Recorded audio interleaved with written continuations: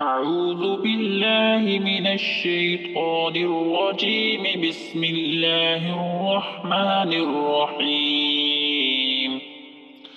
سورة الرحمن مدنية. الرحمن علم القرآن خلق الإنسان علمه البيان.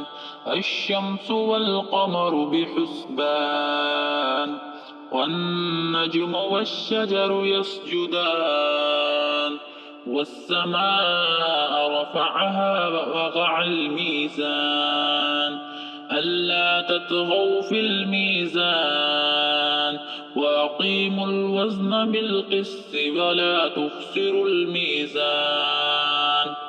والأرض وضعها للأنام فيها فاكهة والنخل ذات الأكمام والحب ذو العصف والريحان.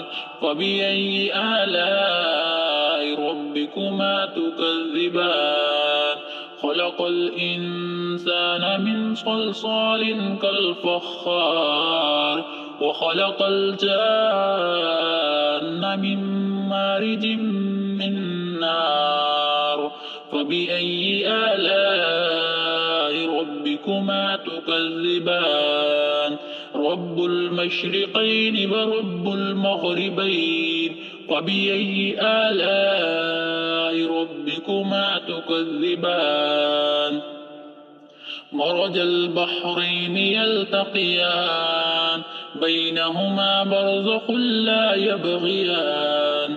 وبأي آلاء ربكما تكذبان؟ يخرج منهما اللؤلؤ والمرجان.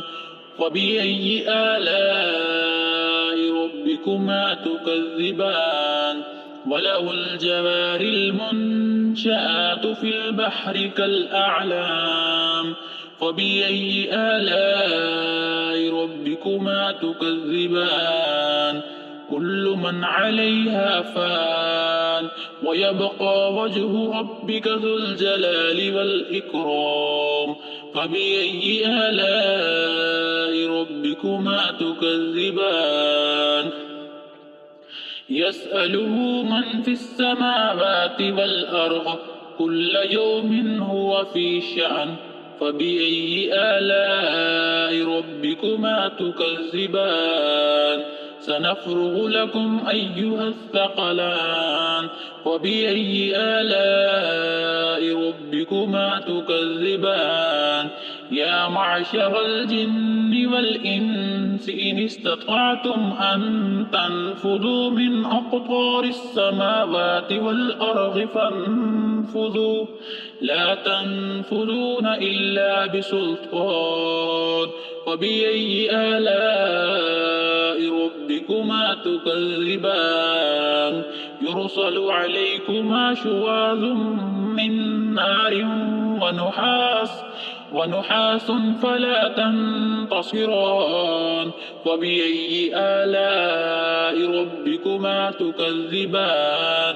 فإذا انشقت السماء فكانت وردة كالدحان. فبأي آلاء ربكما تكذبان؟ فيومئذ لا يسأل عن ذنبه إنس ولا جان. وبأي آلاء ربكما تكذبان؟